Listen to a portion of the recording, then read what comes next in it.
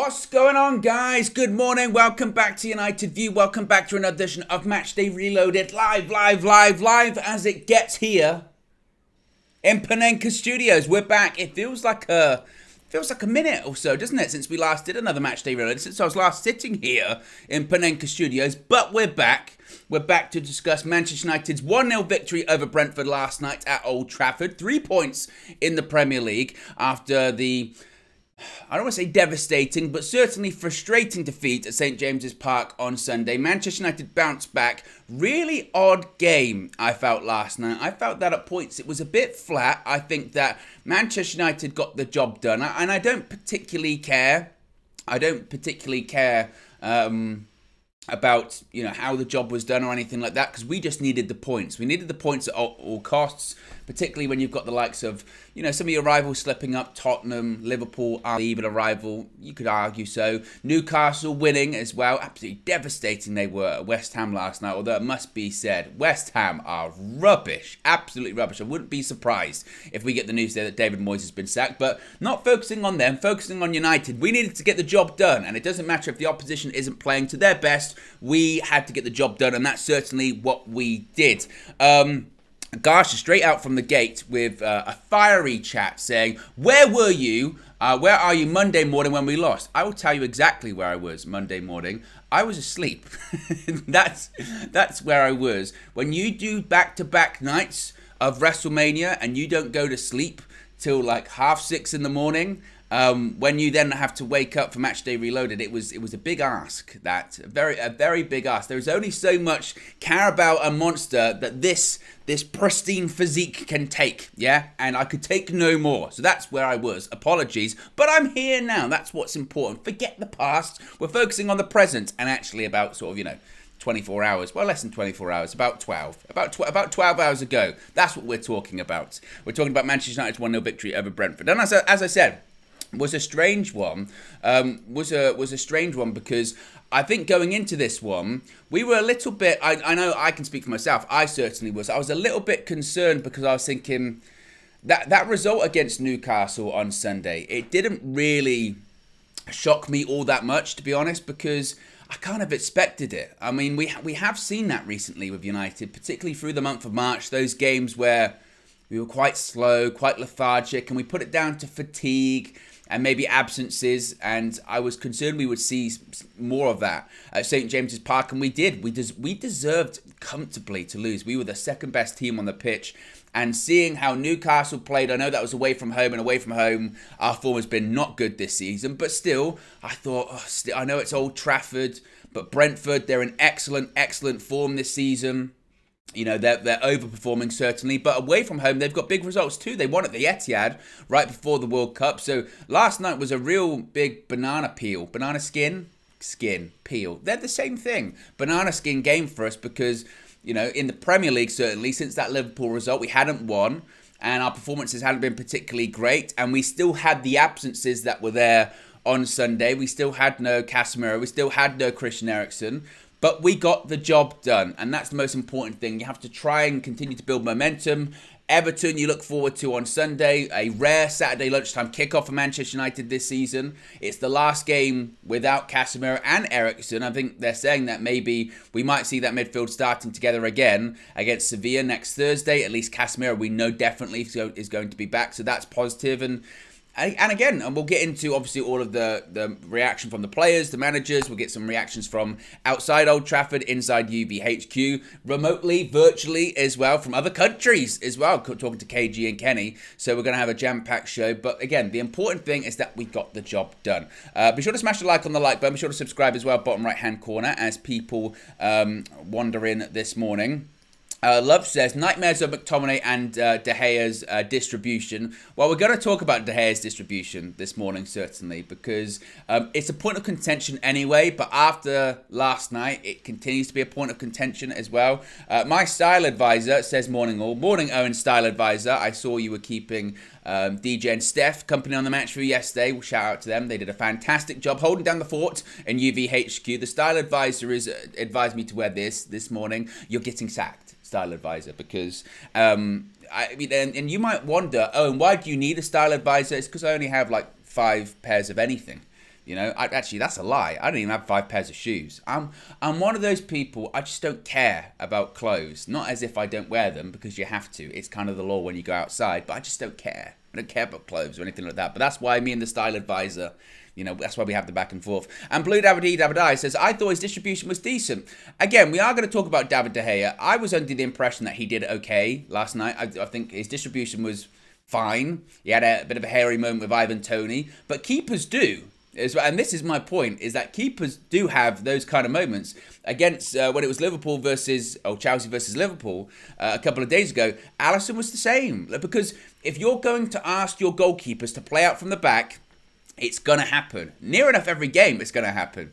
And for all of those people talking about David Raya, I wasn't blown away by him last night. Not that it's a fair comparison, because it's one game. But it's getting worse, isn't it? The real battle between people that don't like David De Gea, and not even people that really, really, really like him, but just defending him as if to say that he's not doing terrible. It's getting just worse and worse and worse, isn't it? Because the people that really don't like him, they're getting louder, they're getting more vicious. They are just at this point, they're waiting. In my opinion, they're just waiting for him to make a mistake. They're watching the game like a hawk, and then if he makes a pass that isn't pinpoint, precise, 50 yards, then it's like, this guy is shit. And then he'll make a save like he did last night, a one-on-one, and then they'll go, that's what he should do. He cannot win. He just can't. He cannot win at all. But we'll get into that later on. As I said, we're going to get into some manager quotes and player quotes as well. I like this stat, by the way, guys. Marcus Rashford, of course, he scored the winner, a first-half goal last night. Marcus Rashford has scored 28 goals for Manchester United this season, the joint most by a United player in one campaign in the post-Sir Alex Ferguson era. So basically, there is no way, and let's touch wood here, because the jinx, I believe in it very, very strongly, but there is no way Marcus Rashford does not score another goal this season.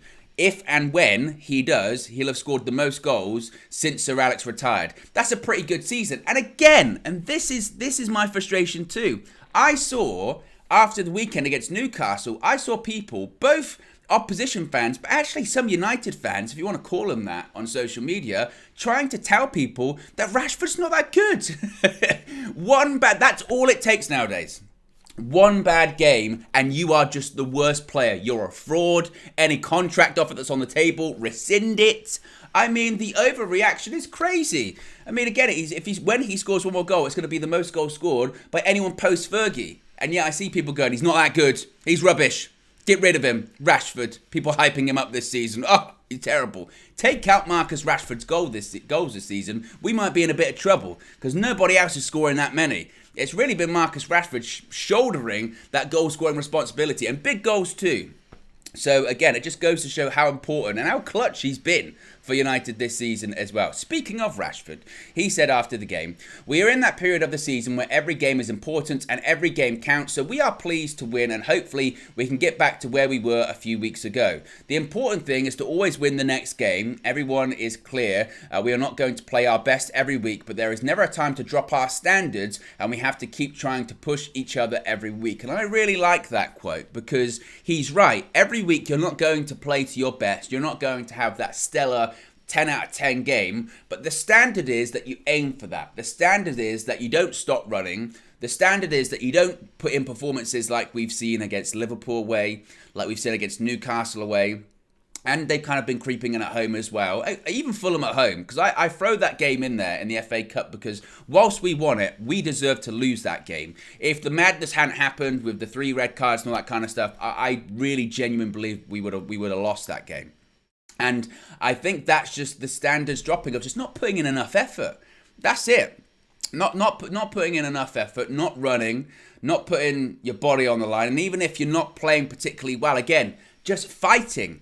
And in fairness, I put that to the Manchester United team last night. Did they play amazingly? Did they play to their best? No. But I felt the fight there. I felt the desire there last night. I mean, we'll talk about the centre-backs a bit later on, but Martinez in particular, but Martinez and Varane, just absolutely brilliant. Credit to the midfield as well. They were really poor against Newcastle. They were better last night. It's not the starting and perfect midfield for Manchester United whatsoever, but they put themselves on the line and they put the work in.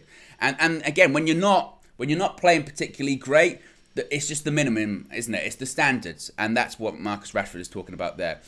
He continued by saying, we were a bit more patient out of possession. We waited for the right conditions to press rather than pressing every ball. We were calm and kept communicating to try and stop the supplies to their forward men. That's the aim, regarding the aim this season, top 4. We want to get as many points as we possibly can, and we will try and win every game. We just have to keep playing well and give our best, keep recovering well, and move on to the next fixture. Certainly that is the aim. Now, when it comes to the Manchester United manager, Erik ten Hag, he said, quote, we played very good football, especially first half. Second half was more of a battle. It's not easy against this very good Brentford team to play well. There was a passion and a desire. I tell you what, Ollie, we used to mock it.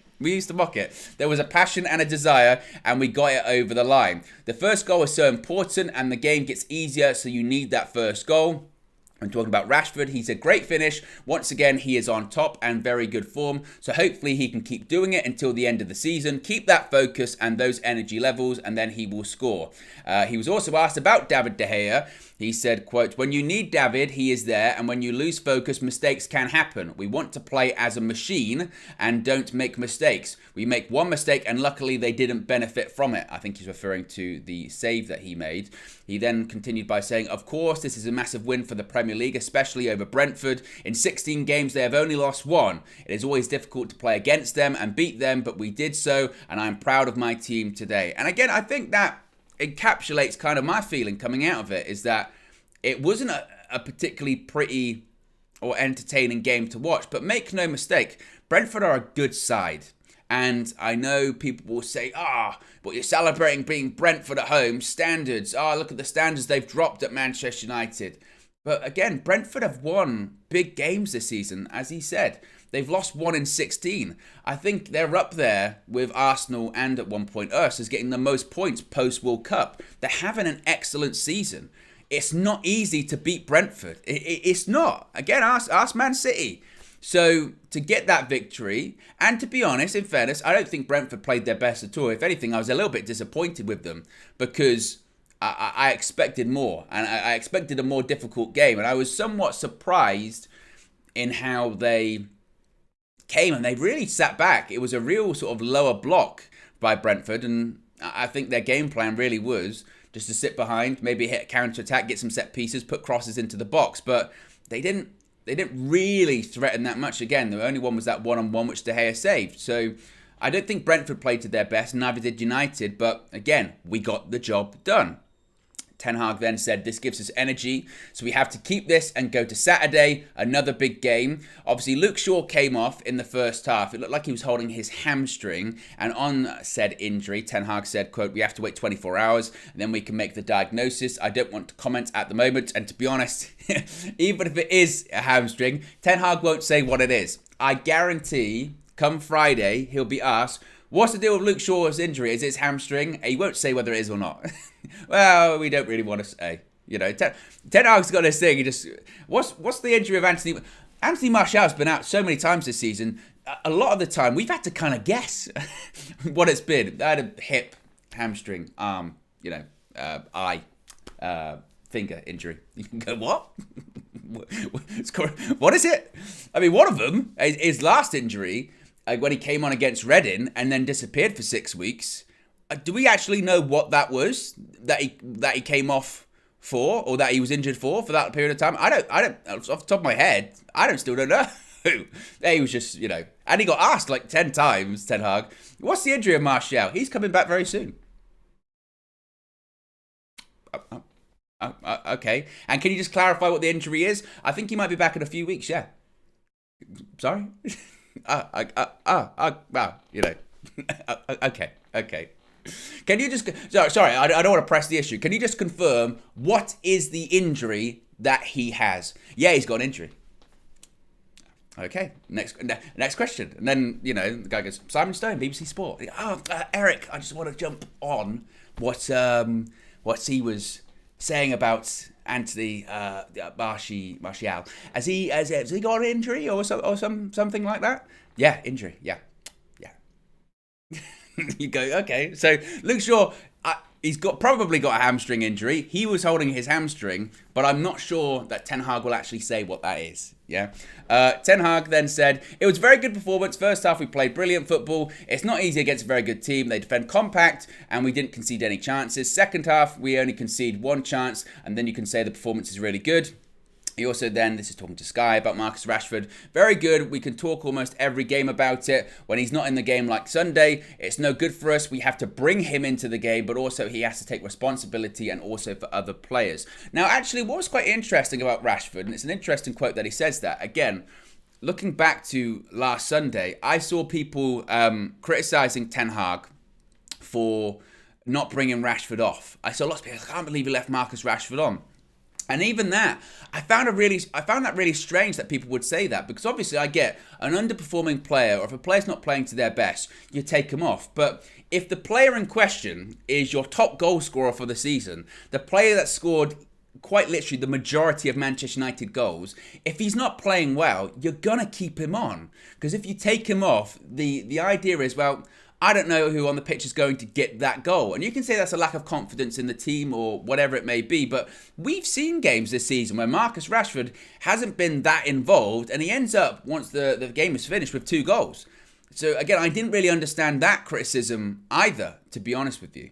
So Rashford, again, he proves to be the difference. Manchester United roll on to the weekend. 3 points, a much needed 3 points. I believe that's back in the top 4, isn't it? This is why I should do my research before I start, doing the stream and stuff like that. If I was a professional, I absolutely would do that. Yes, indeed, we're back into the top 4. We're 4th. Tottenham fall out of it, and we've still got that game in hand over Spurs as well. But if you look at that Premier League form, Man United, it's very spotty. It's 2 wins, 2 losses, and a draw. And we just need to build up that consistency once again, don't we? And here's hoping we can continue that by defeating Everton at the weekend, but it's not going to be easy at all. Let's get some reaction today. Let's get some reaction from Flex. He was outside Old Trafford. Here's what he had to say on Manchester United's 1-0 victory over Brentford in the Premier League. I didn't care how we won today. We just had to make sure that we did. And it was as predicted, tight, cagey game. I knew we wouldn't smash Brentford. We wouldn't be goals galore. But we got asked questions more so in the second half. I think actually in the first half, I thought we was quite good, actually. I thought we was on the ball. I have kind of criticised Bruno playing deep. I don't really like it. But I thought he was actually really good, and especially in the first 25 minutes, first half an hour. I thought Sancho was getting on the ball nice, linking up with Luke Shaw. That was good. Anthony was getting onto the ball as well. De Gea was distributing the ball well. Martinez was quick and crisp on the ball. Varane, those two were really good. Dalot.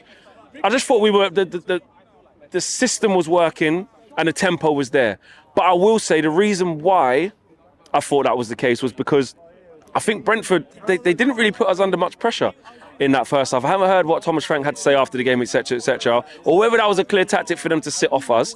But, they had the 5 at the back, but in midfield, Bruno had time and space to come, at his own leisure, at his own pace, get on the turn, pick some nice passes out, some little 1-2s, get close to players, play some long passes as well. Sancho had the same luxury. Scott McTominay had the same luxury as well. I'm not saying Scott McTominay was out of this world, but again, I think the deficiencies in that midfield that we saw that Bruno, Sabitzer and McTominay had in a game like Newcastle, where they had the likes of Willock on them, they had Bruno Guimaraes on them, they had Longstaff on them, and they were getting rushed all over the pitch. It was completely different to today, where Brentford's midfield just let us have it, and then the 2 up top, in Mbeumo and Ivan Toney, they weren't really pressing. They were happy to let us have it, and they wanted to be resolute. Maybe it was a tactic for them, because actually in the second half we lost a little bit of that clear-cut control, and when they started to, play a little bit more forcefully, Brentford, it wasn't as easy for us as it was in the first half. And I think that's when we had to defend really, really well, make sure that we didn't concede any big chances. The goal I thought was really good, actually. Clipped ball in from Anthony, good cushion header from Sabitzer. And I actually want to talk about Sabitzer a little bit, because I thought he had a good game. I thought he was quite good today. Again, he hasn't hit that spark yet. We haven't seen the best of Sabitzer yet, and I think it'll be unfair to expect that from him when he's had a couple of injuries. He's coming into a makeshift midfield where it's kind of firefighting situations, playing with different partners almost every time he plays, apart from that's 2 starts with Scott McTominay on the bounce now. But I thought today he gave a decent account of himself, got on the ball quite well, was decent in a tackle, tried to lay on a couple of chances and got himself an assist. Good cushion header down for Rashi as well. And I thought Rashford was lively, again, more so in the first half than the second. Big up Flex, as always, with the reaction outside Old Trafford. We're going to get more reaction from all of the people outside OT this morning, as well as UVHQ, and remotely as well. Flex touched on Sabitzer there, and I do want to talk about Marcel Sabitzer. I think probably one of his best games, if not his best game in a United shirt. I think it's always difficult for a January loan signing, isn't it? Because you hope that players you sign in January, because it's in the middle of the season, you hope that they can make an immediate impact and they're going to be ready to go.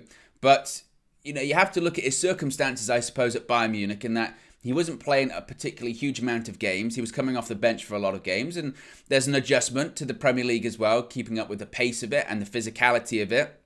And I felt that, particularly on Sunday, that he just couldn't really handle the intensity and the pressure of that game. I don't think it was helped by, there wasn't a lot of support in the midfield with his midfield partner, Scott McTominay. I felt like he was having to cover so much wide areas and so many big gaps, and it wasn't working at all. But I thought he played much better last night. Again, he gets the assist for the Rashford goal, headed it down. I thought he looked dangerous, and make no mistake, if we've got all of our midfield options, he's probably not the starting option. We still haven't really seen how Sabitzer would fit in if we have the strongest midfield available to us. Because we know, let's be honest, that the strongest midfield at Manchester United is Casemiro, Christian Eriksen. That's the two. Nobody that we've seen come in since then, whether it's Sabitzer, whether it's Fred, whether it's McTominay, really comes close to that pairing. I mean, they offer their own different things. Casemiro and Fred has done a good job in those big games as well. I think to the game against Barcelona, and I think Fred has stepped up, and I've been surprised he hasn't started the last couple of games. Actually, I thought he would. I felt that particularly on Sunday we really missed his energy, so I have been quite surprised by that. But the pairing is Casemiro, Christian Eriksen. If they're available and if they're fit, where does Sabitzer fit into all of that? I don't know. Maybe he's just a bench player and you can bring him on. Maybe in certain games, you play 3 and you drop out someone. I don't know who it would be. But again, I thought he played well last night. I felt that, again, he progressed the ball well. And I felt that he did cover the space well. And look, his partner next to him, Scott McTominay, was really poor. Really, really, really poor against Newcastle. And one of those performances where you just go, I just don't know if he's good enough to be a United player. And there'd been all of these links linking him to Newcastle, and I was furious on Sunday. I was just like, they can have him. I don't even care, because his touch was just shocking. His passing, and to be honest, it wasn't much better last night. His touch is still very poor, and his ball progression is really poor, and his ability to pass the ball forward 5 yards is still really, really poor. But in those kind of games last night where the quality all around kind of dips and it does turn into maybe a bit of a dogfight, that is when you go, okay, you know what, he's suited for that. And that's ironically why probably he would suit Newcastle quite well. They're a physical side. And for the midfielders, it's more so not about really passing. It's just about picking the ball up, running with it, flinging people off. Like, you wouldn't look at like Joelinton at Newcastle and say, he's a great passer with the ball. No, he's just a bit of a unit, isn't he? He picks up the ball, travels, and he played really well against West Ham last night as well. And you can maybe see Scott McTominay doing something like that. Frankly, I'd still rather have Joelinton than Scott McTominay.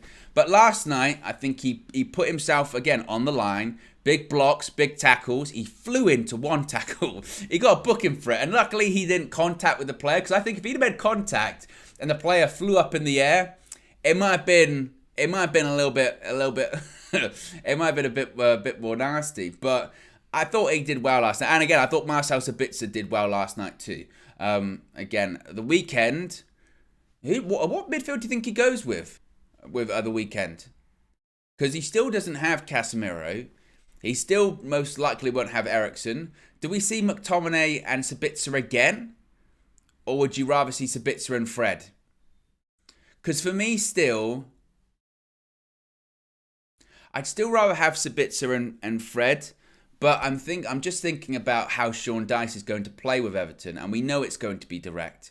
And we know there are going to be balls into the box. And maybe it's just really more from a strategic point of view, where it's like, oh, they're going to put balls in the box, set pieces. We might just need a bit of height, honestly. What do you guys think? I'm not sure. I think he might go with the same midfield, honestly. Again, I think he'll think it wasn't too bad against a good Brentford side. If they're good enough to beat Brentford at home, they should be good enough to beat Everton at home. And again, because of the directness and because of the heavy focus on crosses and set pieces, he might just go with McTominay again. See what guys are saying here. Love says Fred and Sabitzer, in my opinion. Knight says Bruno, Sabitzer, Fred. Everton have a physical midfield. Just Kevin says he'll play McTominay for height again. Love then says, yeah, he'll play McTominay, but I'd rather Fred and Sabitzer. Makish says will be McSaw. So I think the general feeling is that it probably would be McTominay again, I think. So it's a case of just getting through the game again. And then we've got Casemiro back, and then we've got Eriksen back, and then we've got our midfield back, and then we can hopefully start playing a bit better football as well there, certainly. But again, I did think that they did quite well last night, in comparison to the weekend, certainly. Let's get some more reaction, this time from KG on the other side of the world. I spoke to KG after the game. Here's what KG had to say on Manchester United's victory. You know what? I'm really happy with the result, man. Again, Man United, we done the flex in KG, and we said it's going to be a tough game. It's not going to be one of those games where we just, 4-0, 5-0. It's not going to be one of those. We're going to scrape through. But it's hard because the goals in the game, or the goal in the game doesn't reflect the outlook of the game. Because I thought Man United were in a lot of control in that game. I thought Man United should have scored more goals. We played worse, or we played not as good, right? And we scored more goals before.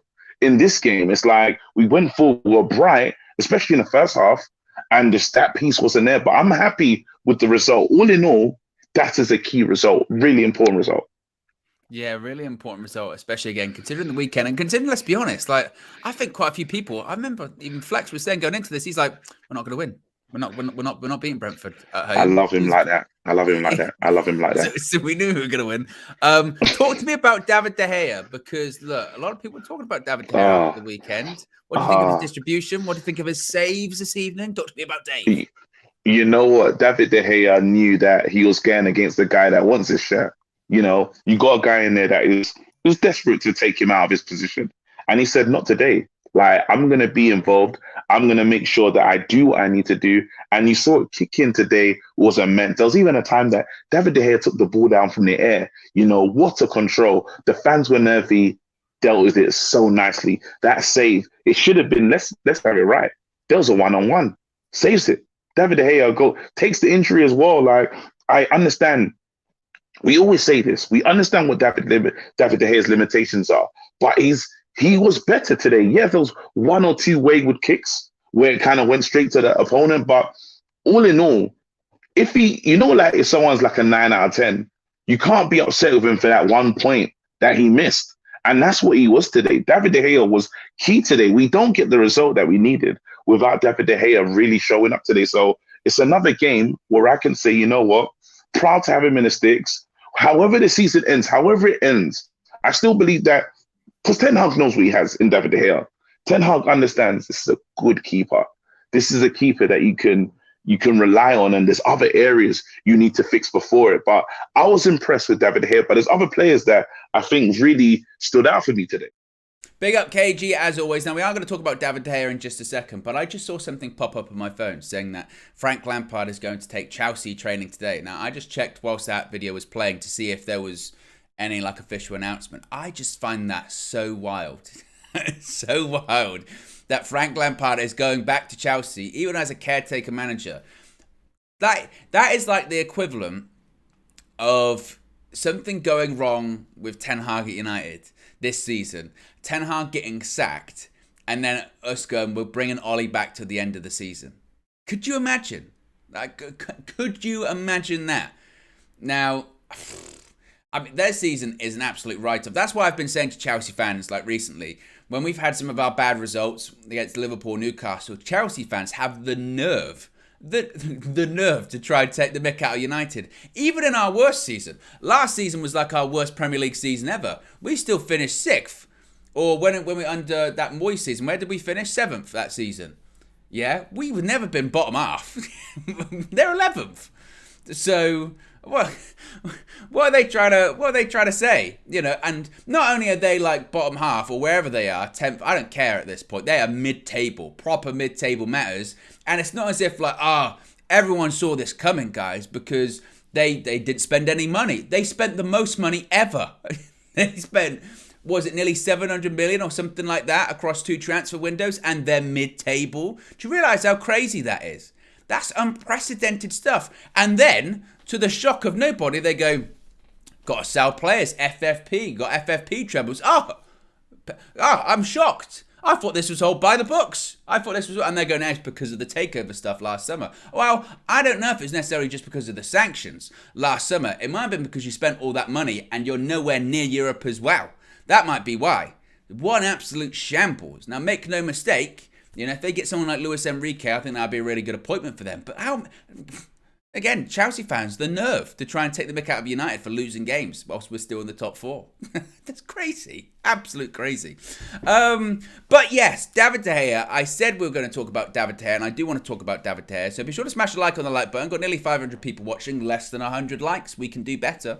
David De Gea last night, first 30 minutes, I thought David De Gea's distribution was very good, actually. I thought he showed what he can do. His touch was good. His passing was good. Short range passing, long range passing as well.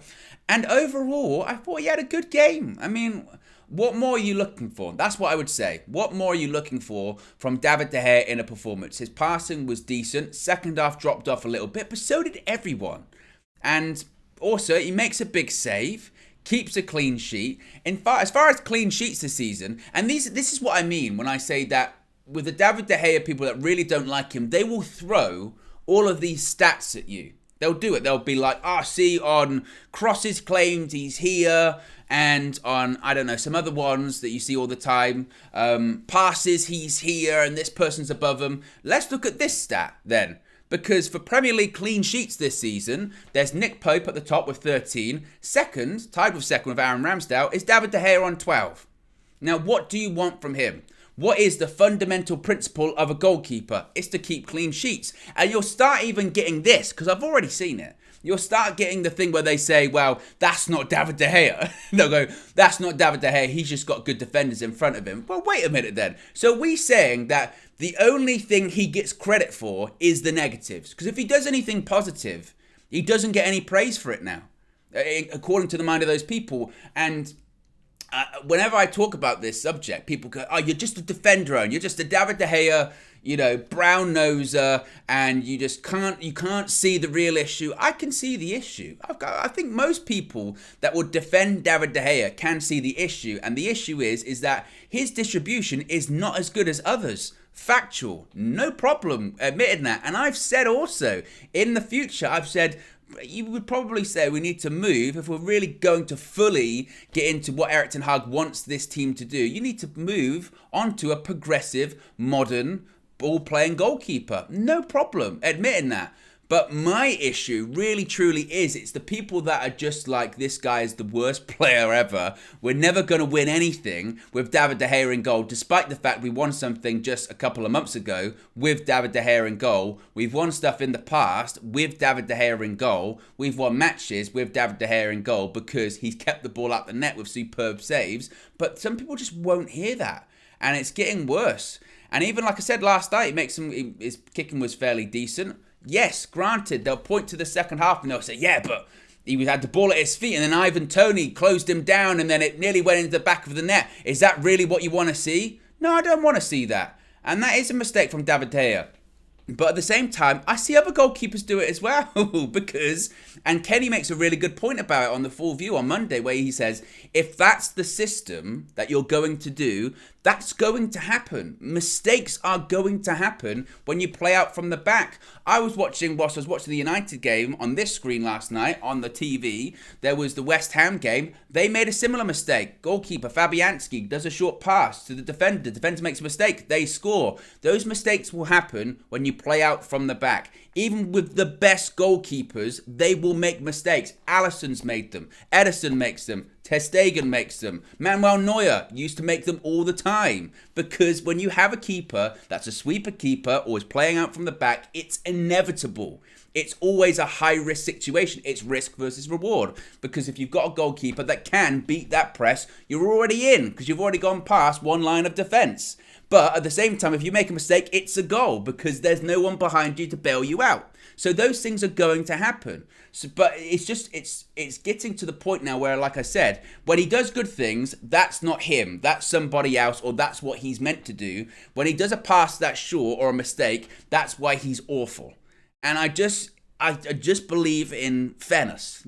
Call me crazy. I just believe in fairness. I believe in praising someone when they've had a good game or they do good things and saying, well done. If they make a mistake, I believe in fair criticism. But it's just so far at this point, so far across the other part of the spectrum, in my opinion. In that, again, he can't get credit for anything. And again, I am not saying, and this is where it gets into whataboutism. They'll go, yeah, but what about his contract? He's on a massive wage at the moment. He shouldn't be on a big contract. No, absolutely not.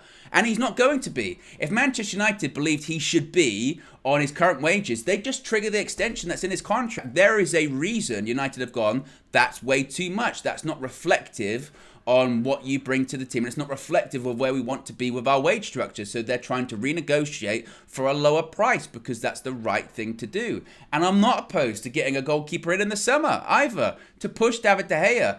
I'd still prefer that any backup goalkeeper we got was actually really proficient at their feet. When David De Gea made that big one-on-one save last night and I saw Jack Butland warming up on the touchline, I nearly had a heart attack. I was thinking, Jack Butland coming on? You kidding me? Because I've seen Jack Butland try and play as well with his feet. And no, that's not just that's no better.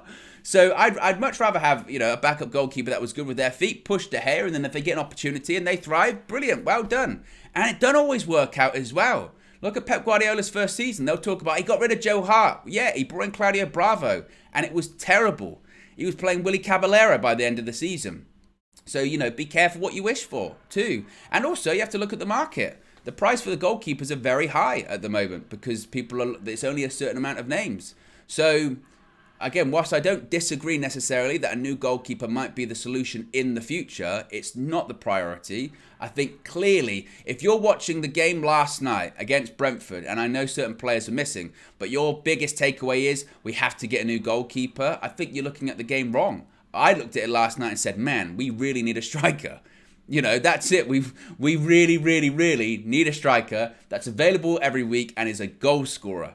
And that's really going to help us out. More so than bringing in a goalkeeper that might be able to ping the ball quite nicely or play under pressure. That can come later on. And also, I looked at the game last night and said, man, we need more depth in the midfield. So already you're looking at two positions there that are ahead of the goalkeeper. You're looking at a striker that can score goals and possibly another backup. You're then looking at the midfield and said, we need at least, two midfielders? Because our backups aren't good enough either. There's more to do. Not to say the goalkeeper's not part of that, but there's more to do first. And he didn't play badly last night, in my opinion. But again, I know that people have strong opinions on that, such as the next person, Marcel. Now, Marcel had a bit of a wild look going on. Marcel is a bit of a fashionista. He's very slick. He dresses up very nicely when he goes to games, not just if he's going to, an executive box or anything like that. Tell me what you think of this look from Marcel. The weather wasn't great in Manchester, but I want to get your opinion, fashion view. What do you think of Marcel's look here? Big win. We had to win. We had to win 3 points. 6 pointer for us, and then Everton coming up. Newcastle, I got told at half-time Newcastle were winning. I don't know if they've... I think it finished 5-1 or something like that, but yeah. But, the teams around us are picking up points. Of course, not Spurs, but I don't know, the first 15, 20 minutes looked good. Yeah. It was a better start from the Newcastle game, for sure, anyway. Yeah. And that back line just looks so good. It's so comfortable. It's so confident. Varane and Martinez at the centre-backs, clearing headers, clearing chances, shepherding. You always feel a little bit secure. We were the most effective from counter-attacks today, and I think they brought us a lot of pressure, but in the final third, they couldn't see anything. I mean, Varane was really good, stepping into the midfield line at times as well. And then when they had the ball from their goal kicks, it looked like a 4-2-4, Sabitzer joining Rashford up front, pressing. It was good shape. It was a good shape. We'd improved from that kind of poor, I don't know, we just kind of looked scared sometimes against Newcastle, but Sabitzer was good today at times. Scott's just killing all our counters, man. He's killing all the counters. He's making bad passes today in the midfield areas. He could have maybe improved in that first half. I think the second half is when he came alive and put in blocks and put in challenges. But overall today, I think that especially that first half, it looked like the better half out of the two. Yeah, definitely. Rashford, an important goal for us. Yeah, I think how much did it help that Brentford, they played that back five. They sat off us in the first half, let us kind of stroke the ball around, and we was able to kind of set a tempo, weren't we, in like a rhythm of passing. That led to some half chances and then ultimately to the goal as well. I mean, some beautiful football at times, man. Yeah. I mean, some good passage of play. Anthony was really, we talk about his ability to retain possession. You saw it at times. On the counter-attack, again, he wasn't brilliant, though. I mean, he could have made better decisions. David De Gea with a great pass out his feet, and his hands, sorry. One that apparently he can't do as well. I've never seen it before. I'll put it that way. I've never seen it before. He had some the other first ones that time. gave it away. So. Yeah, but that was really good. Yeah, that was really good. It started a counter-attack for us. Poor decision from Anthony, though, and he's been doing that throughout the season. He's got to make better decisions there, but I think it was really good in terms of the counter-attack opportunities. I think Rashford had a couple chances on his left foot. Anthony had loads of shots, but to no avail. He needs to watch the Iron Robin compilation. He needs to watch the Iron Robin compilation, man. Those curling shots into the top and the keeper's top right. He just needs to practice those a lot more. Marcel, if you can say what you want about him, he's an innovator. Yeah, I don't think, honestly, I've ever seen a Manchester United scarf used in that kind of way. It's very impressive. That's Marcel, okay? Why does a scarf have to go around your neck? Why does a scarf have to be just used in the cold weather? Why can't a scarf be an umbrella? Why can't a scarf be a rain jacket? Innovator. When you've got a guy that doesn't believe in time, of course he doesn't believe in scarves and how they're used properly. So there you go. Big up Marcel. Be sure to smash a like on the like button. We've got nearly 600 people watching, just over 100 likes. We can do more. I know we can do more. I know we can do better. I've got to move on to another clip very quickly because when I was talking about David De Gea, I realised that I rambled over my time so much. So let's get to another clip from Cam. Now, obviously, look, again, speaking of David De Gea, very critical. He's got the stats to prove it, and he will not be convinced. And I think actually, like I was when I was pulling this clip this morning, I was quite surprised with what Cam had to say about David De Gea's performance in Manchester United's 1-0 victory over Brentford. Here's what Cam had to say, and quite surprisingly, about David De Gea. First half, we were really, really good. I think that goes to every single player on the team. Even first 30 minutes especially, David De Gea was brilliant.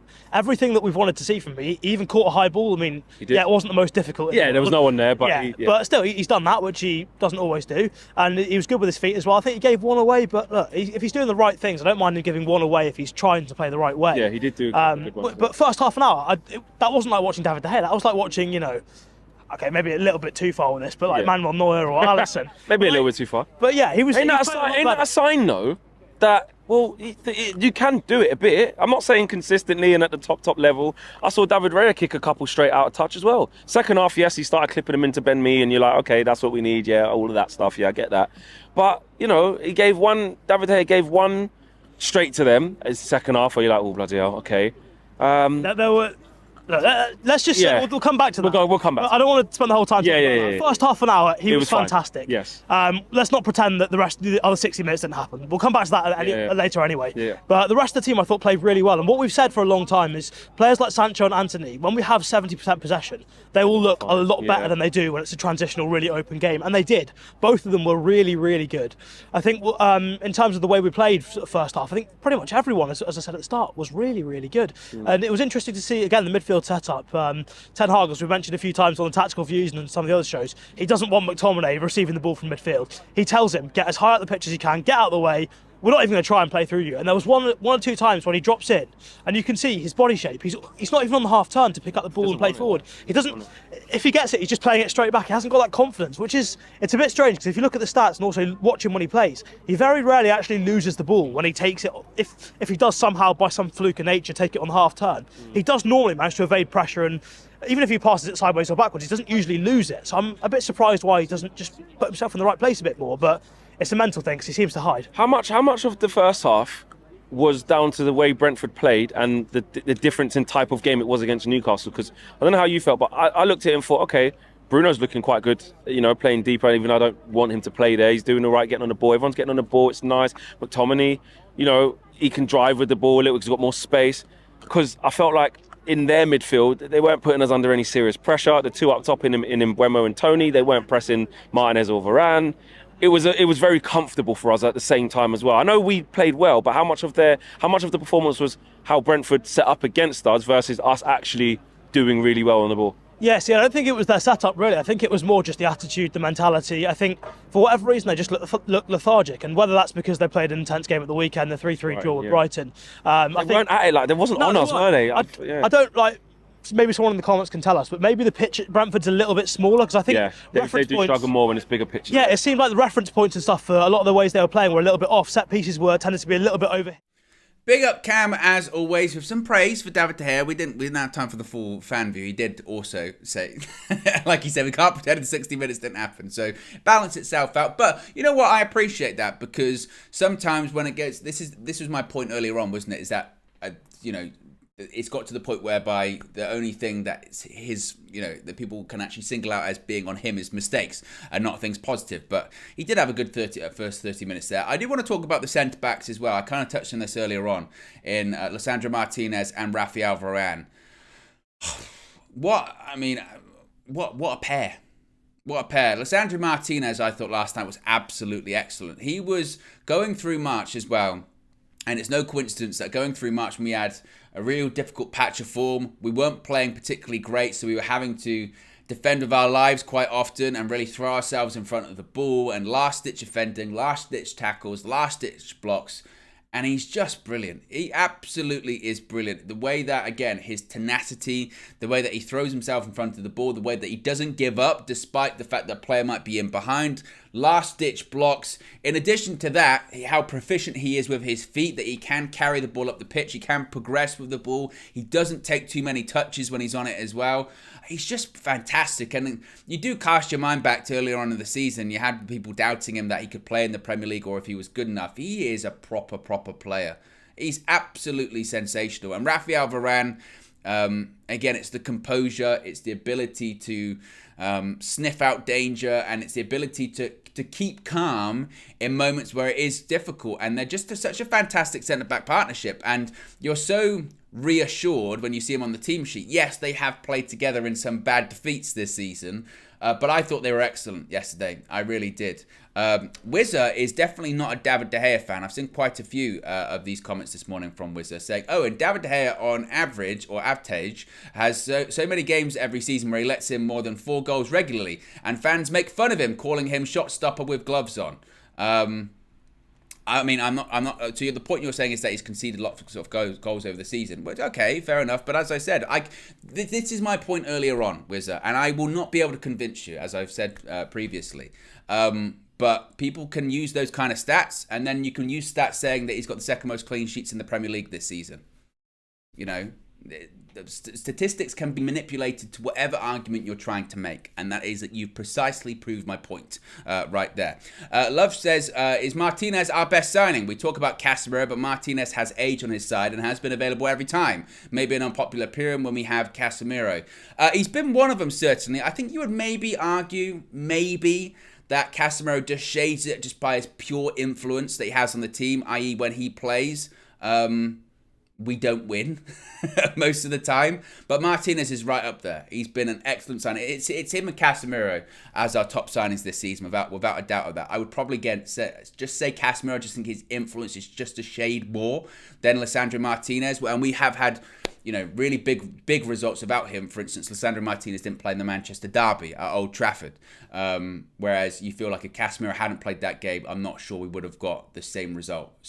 But I think, again, they're right up there, and I think it's a valid argument to make. Let's get some more reaction this time from Kenny. I spoke to Kenny after the game. Here's what Kenny had to say. Yeah, bit of a strange game, and Brentford came with a great record. They've only lost one in the last 16. But the way that we started off, I thought was excellent. I really did.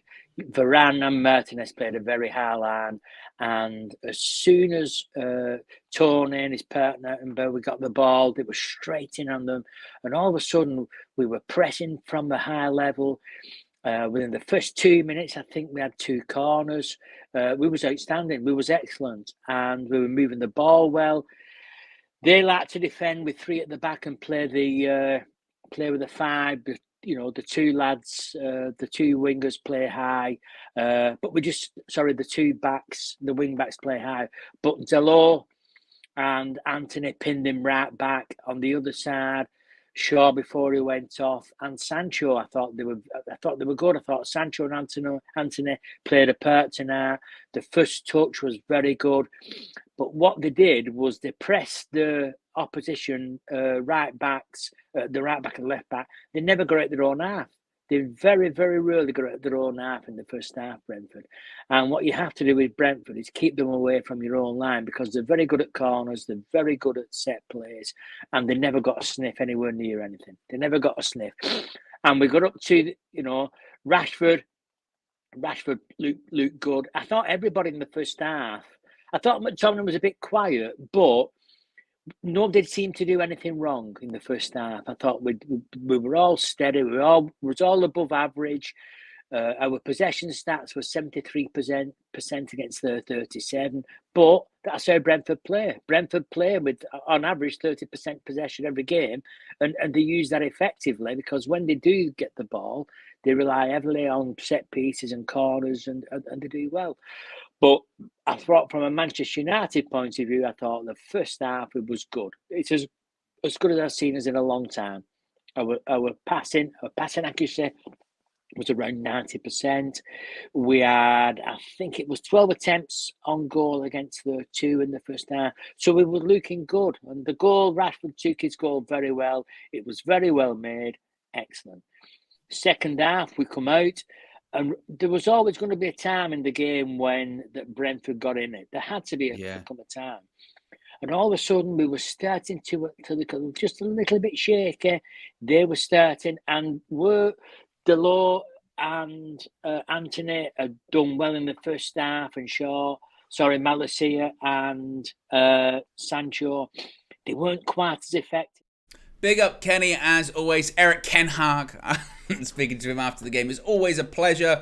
Love says, this is quite an interesting one. 2 games for Martial, no injury. Could he possibly start against Everton? I personally think he'll play Weghorst for the height, then start Martial against Sevilla, his former loan club. Well, it's an interesting one, certainly, isn't it? I think that Weghorst, of course, didn't start last night against Brentford, and there's no doubt we look more fluid in the attack. You can't argue that. You started with Rashford up front. You had Sancho, you had Bruno, you had Anthony, and we did look more fluid, especially when we were on the counter attack. I wouldn't be shocked if Anthony Martial starts, because I know he was out of action for a long time and he still hasn't played 90. He will still not play 90 minutes against Everton on Saturday if he does start. He will not break that feat this season. But maybe it would be the right time for him to start again. He's had 2 substitute appearances. He's not got hurt. As Ten Hag has said in the press conference recently, he's on a sort of own training regime, a bit similar to Rafael Varane. He's always in the gym. So I would hope that we could maybe see Martial start. We see Rashford off the left. We see Bruno through the middle. We see Anthony on the right. And one of the rare times we've been able to do that this season.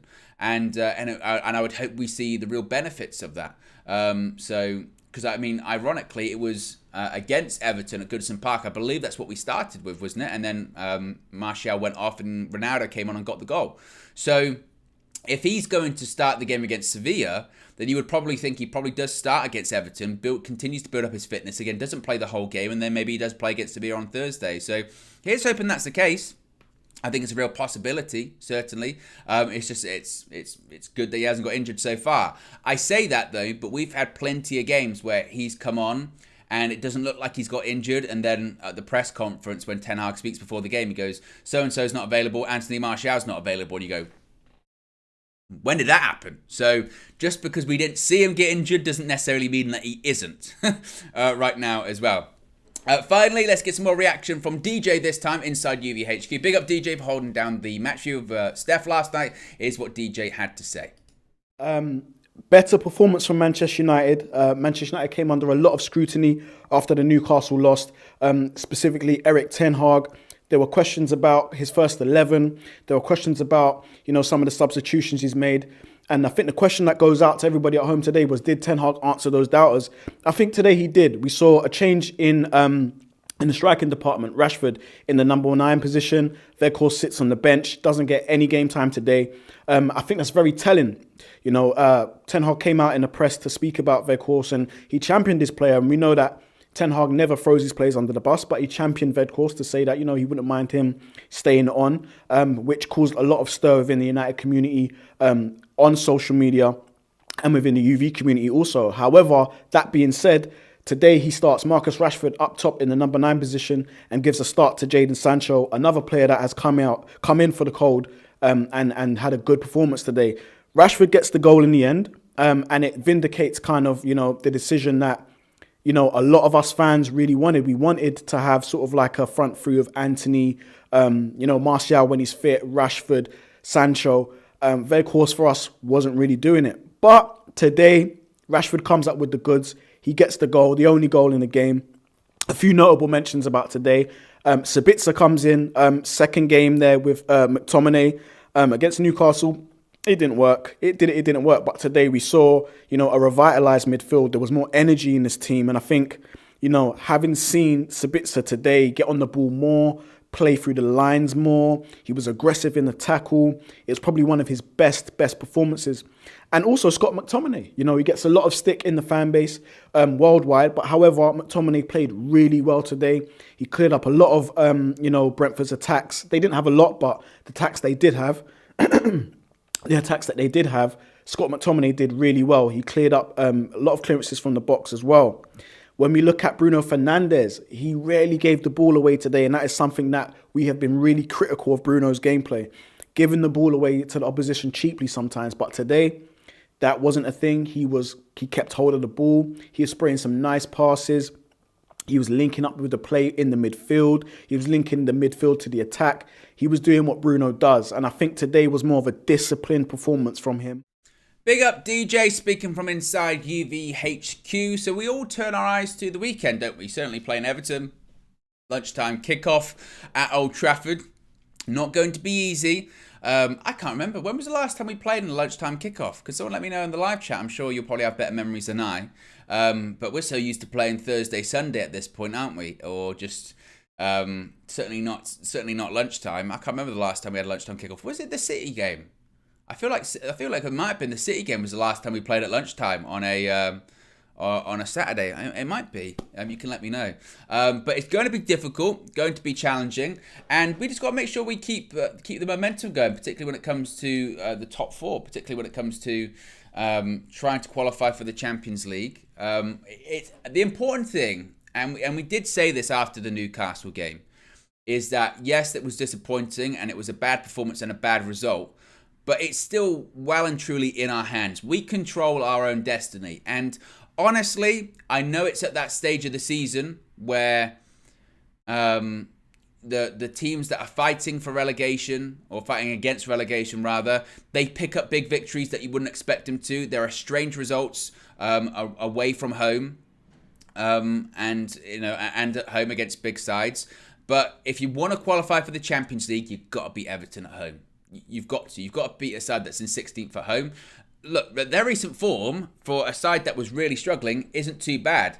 One defeat, one win, and the rest have been draws. So clearly, and it's no shock to say, Sean Dyche has made Everton very difficult to beat, because that's what he does. He makes the teams tough to beat, tough to break down, particularly away from home. It's going to be a low block. So the key thing will be get an early goal. Get an early goal, start with intensity, don't start slow, as we have been doing recently. We didn't really last night. We started a bit quicker and the intensity was up from the start, because you're going to need it. If you allow Everton a foothold in the game, they'll take it, and they'll be really, really difficult to break down. So that's what we've got to do. Get an early goal, watch them collapse, and do what you need to do.